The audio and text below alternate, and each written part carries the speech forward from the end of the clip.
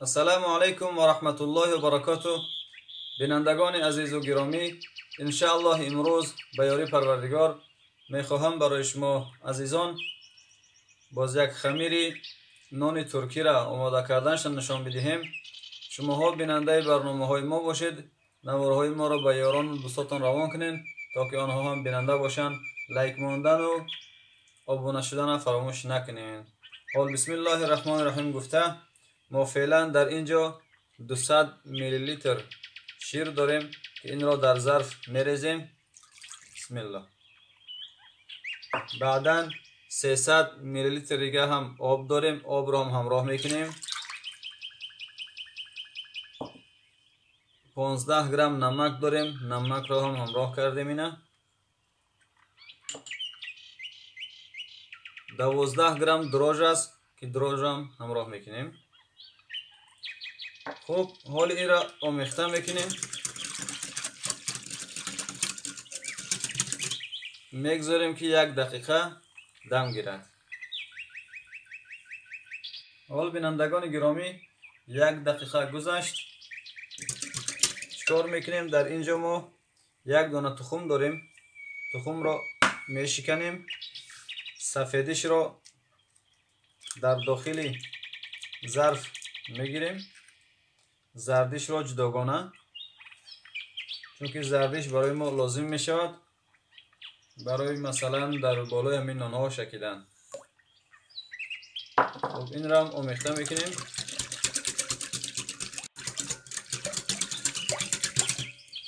ببینید زردی را یک طرف میگذاریم که در آخر لازم میشود. حال 700 گرم آرد است در اینجا. آرد را هم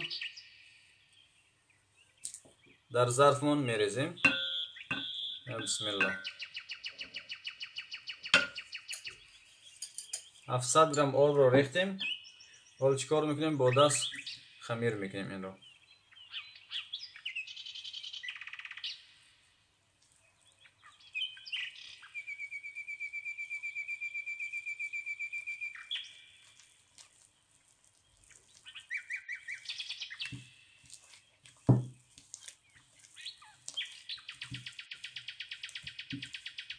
حال بینندگان عزیز 80 میلی لیتر روغن داریم. روغن هم حالی این را ریختیم. باز چیکار میکنیم؟ باز ادامه میتیم. باید روغن در خودش کش کنه، روغن رو بگیره.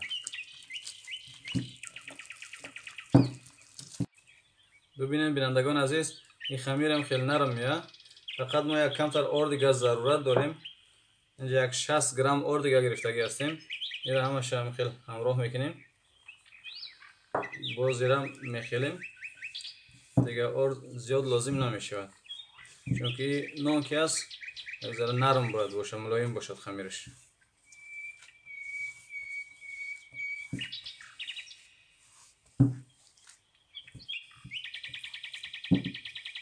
ببینید بینندگان عزیز این خمیر آماده شدگی هست. ولی خمیر را میگیریم یک طرف میگذاریم مدت 1 ساعت این را دم میتیم. خمیر را بالاش هم میپوشانیم، میگذاریم که مدت 1 ساعت دم گیرد. بینندگان عزیز 1 ساعت هم گذشت. ولی ما پارچه‌ای که در بالای ظرف گذاشته بودیم میگیریم، خمیر را 2 تقسیم میکنیم. اینا ببینید ماشاءالله قدیان داده است. ما یک 40 گرم دیگه آرد گرفتیم اینجا. آرد را میپوشیم. خب آرد خمیر مانه بسم الله در بالای آرد میریزیم.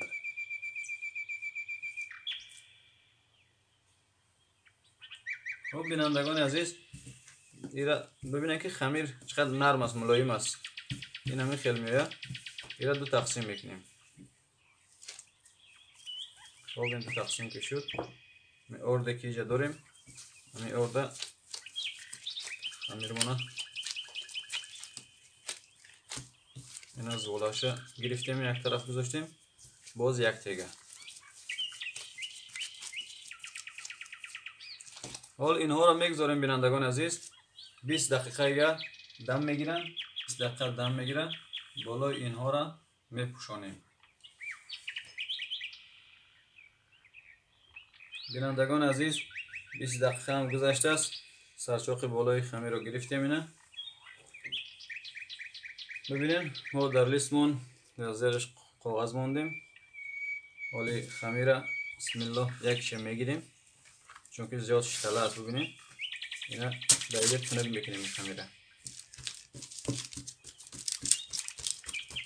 اگر شما کاغذ که نمیموندین روغن بشکین.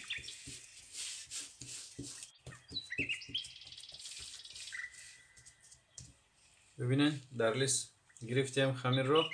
حالا چیکار میکنیم؟ در یک کاسه جداگانه ما اینجا یک زردی تخم داشتیم. زردی تخم رو میگیریم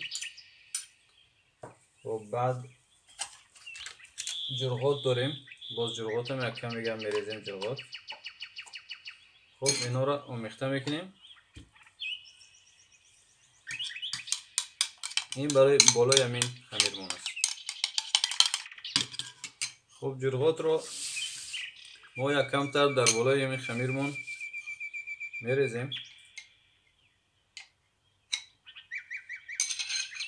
ببینید اینا که ریختیم با دست در هم جای همین خمیر میشکیم.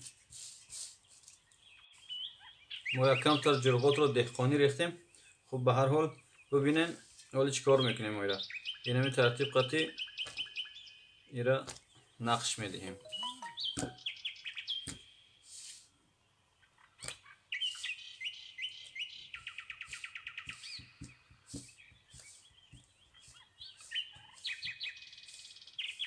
خب اینا خلاص که کردیم باز چیکار میکنیم؟ باز مبینش اینا ببینید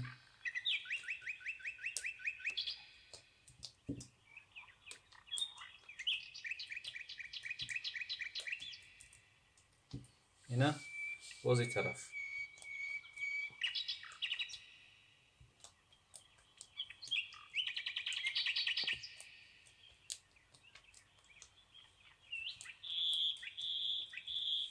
خوب بینندگان عزیز دیدین که چقدر ماشاءالله بزیب شد.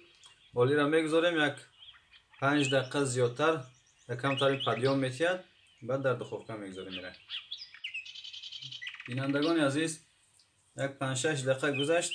حالا ما در اینجا دانه سیاه دانه داریم و کنجد داریم. کم کک در بلاشون میپوشیم. نمیخیر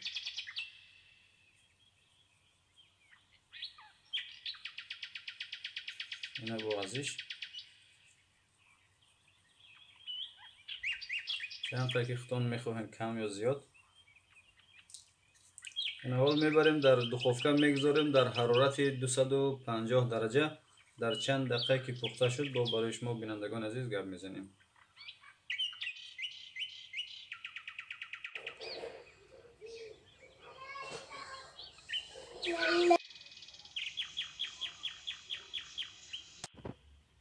بینندگان عزیز نان پخته شده است. در دخوفکه ما در مدت 25 دقیقه پخته شد. باز وابستگی به دخوفکه هر یک شما می داشته باشد بینندگان گرامی. اینا در 25 دقیقه پخته شده است. بینندگان عزیز نان رو پختیم. ببینین نان کمتر گرم هست فعلا. ببینین چقدر نرم است ملایم است. و بسم الله یک شب برای شما نشان میدهیم. ببینید چقدر ماشاءالله ملایم است. انشاءالله که مزه‌ش هم بهترین است.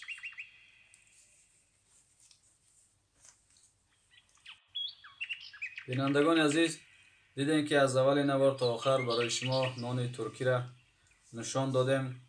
خدا کنه که از این نوار ما خوشتان آمده باشد، معقولتان شدگی باشد. این نوارای ما را به یاران و دوستان روان کنین. ابونه شدن فراموش نکنین. لایک رو هم اگر وقتتان نمیگیره لایک رو هم زیر کنین.